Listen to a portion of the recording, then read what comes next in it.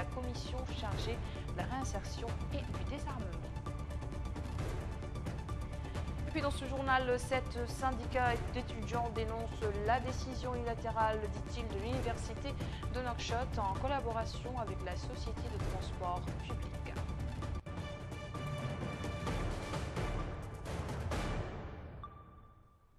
Nous ouvrons ce journal par le Rassemblement national pour la réforme et le développement, Tawassoul, qui a lancé le débat au sujet du prix du carburant à la pompe en Mauritanie. Le parti Tawassoul exige du gouvernement mauritanien de prendre toutes les mesures pour la protection du pouvoir d'achat des citoyens et lutter contre la hausse vertigineuse des prix. Elle vise en particulier le prix du carburant resté élevé malgré la baisse du coût du baril de pétrole sur le marché international, a signalé le parti dans une déclaration publiée au terme d'un conseil national de la Choura. Dans un entretien exclusif avec Financial Africa, le leader de l'initiative pour la résurgence du mouvement abolitionniste, IRA, se pose en alternative face au système politique actuel incarné par le président Mohamed Ould Abdelaziz, dont le mandat arrive à terme en 2019. Se voulant rassembleur, dit-il, des Arabes et des Noirs de Mauritanie, Biram Ould Abed s'est dit candidat pour les prochaines présidentielles en Mauritanie en 2009. Écoutons-le. Je suis le meilleur profil pour ces différentes aspirations qui viennent de toutes les communautés, étant autant arabo-berbère, négro-mauritanienne qu'arabe. Le prix de l'excellence, c'est le prix de la persévérance, c'est le prix de la cohérence, c'est le prix du charisme. Et c'est le prix à payer aussi pour le projet que nous avons pu mettre en relief pour tous les Mauritaniens et qui a acquis l'adhésion de tous les Mauritaniens. C'est le prix de l'espoir que nous avons fait susciter chez les Mauritaniens, qu'ils peuvent s'unir, abstraction faite de leurs différences linguistiques, de leurs différentes entités ethniques, dans leurs différentes catégories sociales, qu'ils peuvent s'unir pour se battre ensemble pour une Mauritanie unie, prospère, sans peur les uns des autres, sans suspicion d'une communauté contre l'autre. C'est aussi le prix de l'adhésion de la communauté internationale. Chargé de la réconciliation des pays, Ould Sidi Mohamed, président de la commission chargée de la réinsertion, a tenu aujourd'hui une conférence de presse dans les locaux de l'ambassade du Mali en Mauritanie. Il a souligné que le plan d'action de sa commission avec des partenaires internationaux entre dans le cadre de la réinsertion des groupes armés et des réfugiés en Mauritanie dans le cadre d'une réconciliation nationale. Pendant des moments critiques de la crise dans le nord du Mali, avec sa visite historique à Kidal, qui a permis aux partis de continuer le dialogue et de toujours construire le processus de paix. Et quand il y a un conflit armé, il y a en même temps une grande circulation des armes. Et les armes sont aujourd'hui détenues par toutes sortes de personnes. Ceux qui sont membres des mouvements armés, mais aussi d'autres communautés et d'autres individus qui ont des armes.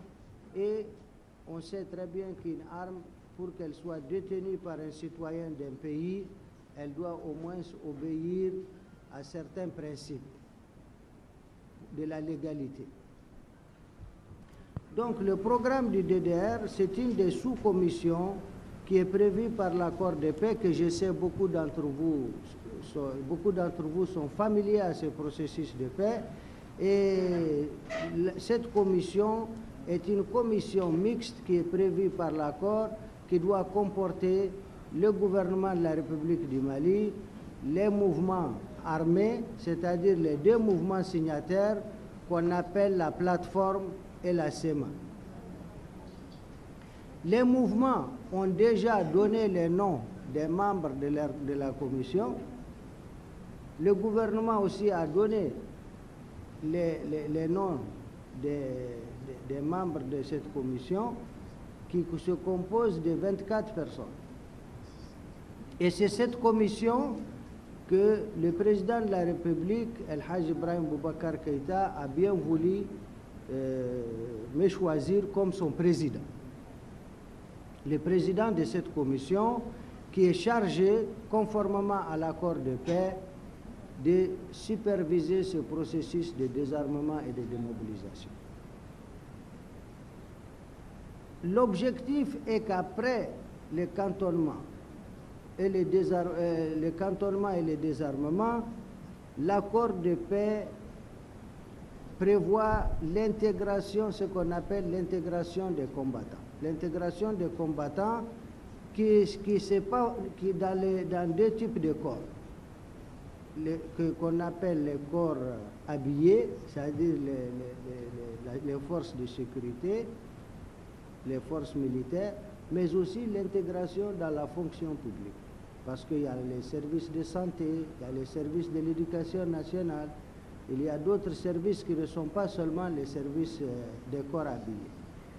Le reste des combattants qui ne part pas, c'est-à-dire qui ne répondra pas aux critères d'intégration dans ce qu'on appelle la fonction publique ou les corps de l'État. Il y a aussi la fonction municipale qui est créée et certainement va absorber un certain nombre de ces combattants. Voilà, soudeur métallique depuis 1998 à Kaïdi, passionné du métal avec l'aide de son oncle. Mohamed n'hésite pas à aller au bout de son rêve grâce à ce métier. Suivez ce reportage avec Ahmed Papval.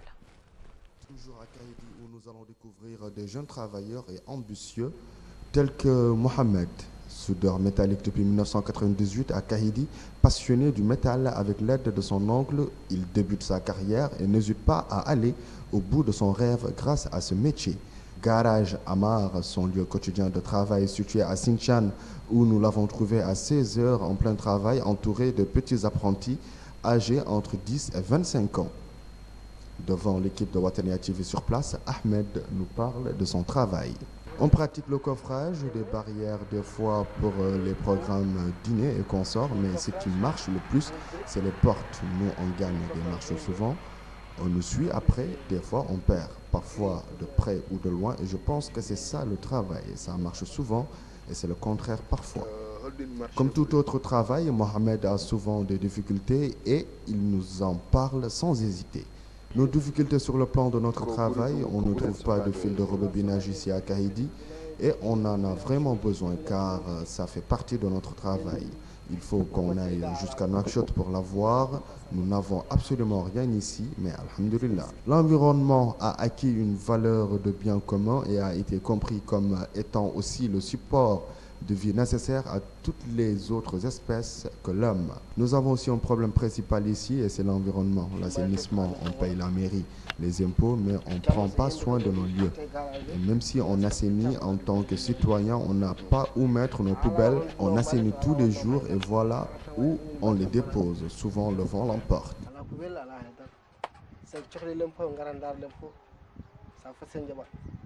Toujours dans le cadre de son métier, Ahmed reçoit souvent des enfants depuis 1998 pour les encadrer, leur apprendre le métier qu'ils trouvent noble et il se confie encore devant notre équipe sur place.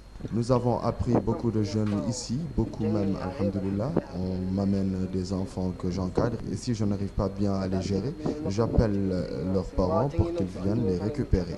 Et je profite de cette occasion pour lancer un appel à tous les jeunes Mauritaniens d'aller apprendre un métier. Il ne faut jamais accepter de rien faire. Allez apprendre un métier, maîtrisez-le et pratiquez-le bien. Et même si vous n'êtes pas instruit, vous n'avez pas fait les bancs, apprendre un métier est le minimum, à savoir la mécanique, le commerce, la soudure métallique, etc. etc. Et c'est sur ces propos de Mohamed, soudeur métallique, que nous clôturons ce dossier. réalisé à Kahidi à l'occasion de ce nouvel an que nous souhaitons à la jeunesse mauritanienne beaucoup de santé, courage, détermination et paix. Papa Ahmed Fall pour la Watania TV. Je vous le disais en titre, suite à la décision de la Société de transport public, SCP, d'augmenter avec l'aval de l'université les frais de transport pour étudiants de l'université de Nouakchott, la coalition des 7 syndicats des étudiants de l'université de Nouakchott a rendu public un communiqué dans lequel il dénonce cette décision unilatérale de l'université de Nouakchott en collaboration avec la STP. Ils tiennent les autorités en charge de l'enseignement supérieur d'être les premiers responsables de cette situation et condamne également l'attitude des autorités universitaires et la répression policière de ce matin. Ils mettent en garde enfin les autorités contre tout ce que l'application d'une telle décision pourrait provoquer, réaffirmant leur conviction que le dialogue sincère avec les syndicats étudiants est le seul moyen de résoudre cette situation. La 6e édition du festival de Djembé Musique s'est tenue à Kahidi la semaine dernière pendant 72 heures en présence des artistes populaires dans cette ville du sud de la Mauritanie. Cette édition a drainé bon nombre de spectateurs et ont eu l'occasion de découvrir les valeurs culturelles et artistiques des Kahidjiens. Notre confrère Mohamed Fall était sur place. Kahidi, ville du sud de la Mauritanie, l'un des plus gros centres urbains du pays et la capitale de la région du Gorgol. Elle est située sur la rive droite du fleuve Sénégal qui délimite la frontière entre la Mauritanie et le Sénégal. Une localisation propice aux échanges commerciaux. L'histoire retiendra que c'est dans la ville de Kahidi et sous la présidence effective d'honneur de Cheikh Tahara Baradji du Kono que s'est tenu du 27 au 29 décembre 2016 au cinéma ABC, lieu où s'est tenue la 6e édition du festival de Kahidi Djembé Musique organisé par le fameux groupe de rap Lamtoropossi composé de Las MC, Mamzoudi et Biggie. Un festival qui s'est déroulé pendant 72 heures dans cette ville où les jeunes sont passionnés du hip-hop. Cette édition a drainé un nombre important de spectateurs et ont eu l'occasion de découvrir les valeurs culturelles et artistiques des Kahidjiens et d'admirer avec une grande curiosité des prestations de différents participants. M. Kono n'a cessé de leur accorder son parrainage et son soutien à travers les autorités locales et les élus, les encouragements inlassables de cette personnalité et son soutien de toute initiative culturelle, sociale et éducative ont beaucoup motivé à aller de l'avant pour concrétiser ce rêve. Depuis très longtemps, Lamtoropossi, personnellement, m'ont accompagné dans beaucoup de mes projets en tant que jeune Kahidjien. Je leur ai fait comprendre que de ce que nous sommes en train de faire ne peut jamais se faire sans pratiquement l'apport de la jeunesse. Et puis aussi, il faut aussi l'apport de la presse. Ce sont ces facteurs qui peuvent aujourd'hui nous permettre de pouvoir faire passer beaucoup de messages à l'endroit de la jeunesse. Et toujours dans ce même cadre, M. Banala Mamadou, directeur régional adjoint de l'éducation nationale et président de l'Alliance Franco de Kahidi, nous parle de ses relations avec les organisateurs et ses impressions par rapport au festival de Djembé Musique. Bon, en ce qui concerne mes relations avec la jeunesse de façon générale, et en particulier du groupe Lamtoropossi, bon, c'est une grande amitié. C'est d'abord la compréhension et une grande fraternité entre nous. Depuis qu'on s'est connus, tout se passe très bien. À chaque fois qu'ils ont des activités, ils m'associent. À chaque fois que personnellement j'ai des idées, je les appelle, on les partage. Parfois, je demande qu'ils fassent passer des messages, surtout quand il y a des problèmes. Parce que moi, je m'inspire, c'est-à-dire qu'ils me servent de source pour transmettre certains messages. Cette rencontre est d'une très grande importance à plusieurs niveaux. C'est la raison pour laquelle l'Amtoroposi aimerait compter aujourd'hui plus qu'hier sur l'ensemble de ses partenaires et des acteurs du festival pour la pérennisation de cette manifestation qui doit s'insérer dans l'agenda culturel de la ville de Kahidi. L'Amtoroposi est fier d'avoir réussi ce festival et souhaite pouvoir le développer davantage les années à venir.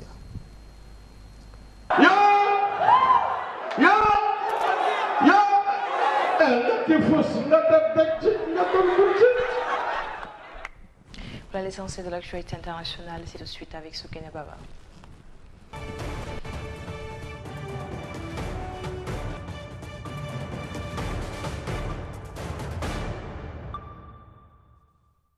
Des centaines de milliers de canards ont commencé à être abattus ce jeudi 5 janvier dans l'ouest de la France afin d'endiguer l'épidémie de la grippe aviaire qui sévit. Des volailles élevées à l'air libre vont être euthanasiées dans 150 communes situées dans le Gers, les Landes et les Hautes-Pyrénées.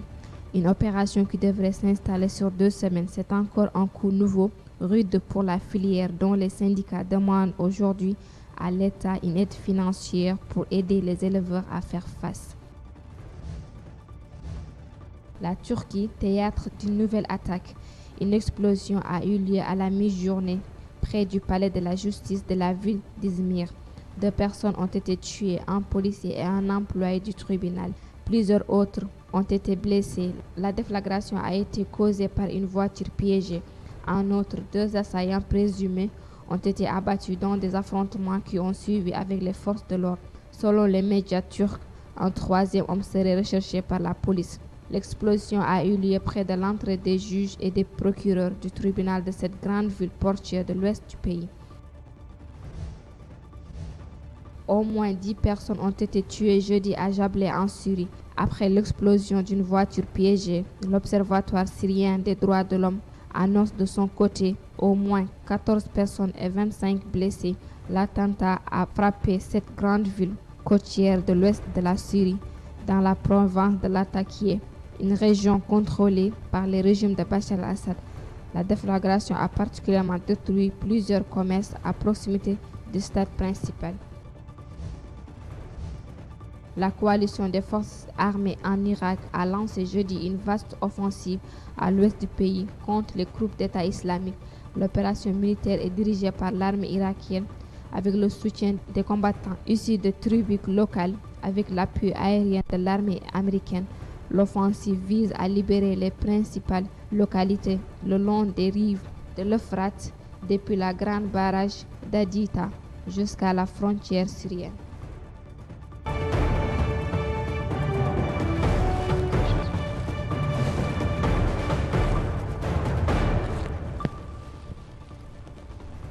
C'est sur cette page internationale que s'achève ce journal. Merci à vous de nous avoir suivis.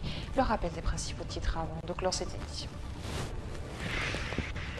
Le président de l'Initiative pour la résurgence du mouvement abolitionniste IRA se dit candidat à l'élection présidentielle de 2019 dans un entretien avec Financial Africa.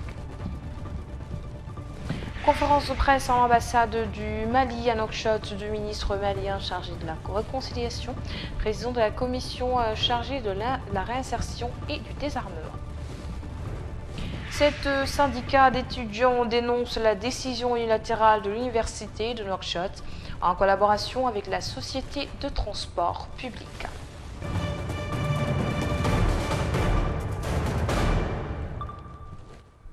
Merci de votre fidélité. Bonne soirée à tous.